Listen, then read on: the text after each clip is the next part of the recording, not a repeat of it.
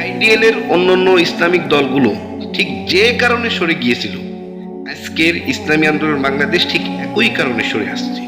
কারণ তারা দেখেছিল জামাত ইসলামের শরিয়ত বিরোধী কার্যকলাপ, বিদেশিদের পা চাটা এবং তাদের যে ভিন্ন দেশের প্রতি মহব্বত, ভালোবাসা, তাদের মধ্যে যে ধর্মের বাস নাই, এটা যখন তারা দেখে প্রতিবাদ করা শুরু করলো, তখনই তাদেরকে ছুঁড়ে ফেলে দেওয়া হলো ডাস্টবিনে।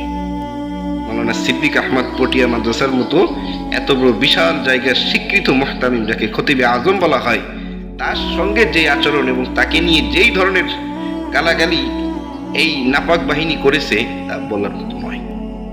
তো ইসলামী আন্দোলন বাংলাদেশ তাদেরকে বিশ্বাস করেছিল, কিন্তু সেই বিশ্বাসের কি মর্যাদা তারা দিয়েছে, তাদের গাদ্দারির ইতিহাসগুলো শুনুন।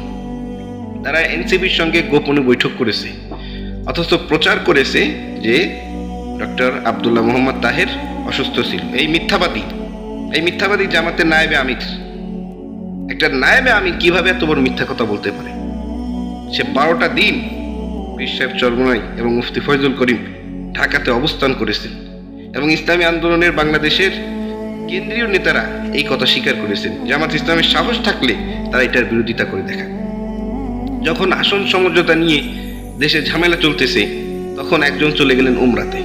ঠিক যেভাবে করে মৌলানা সাইদি ইসলামী শাসনতন্ত্র আন্দোলন প্রতিষ্ঠা করে উমরাতে গিয়ে এসে জামাত ইসলামের ভেতর ঢুকে গেল, ঠিক একইভাবে এনসিপির সঙ্গে বৈঠক করে কোনো ধরনের সিদ্ধান্ত ছাড়াই তাদেরকে 30টি আসন, এবি পার্টি যেটা তাদেরই অঙ্গ সংগঠন, তাদেরকে ডেকে আনলো, এলডিপিকে ডেকে আনলো।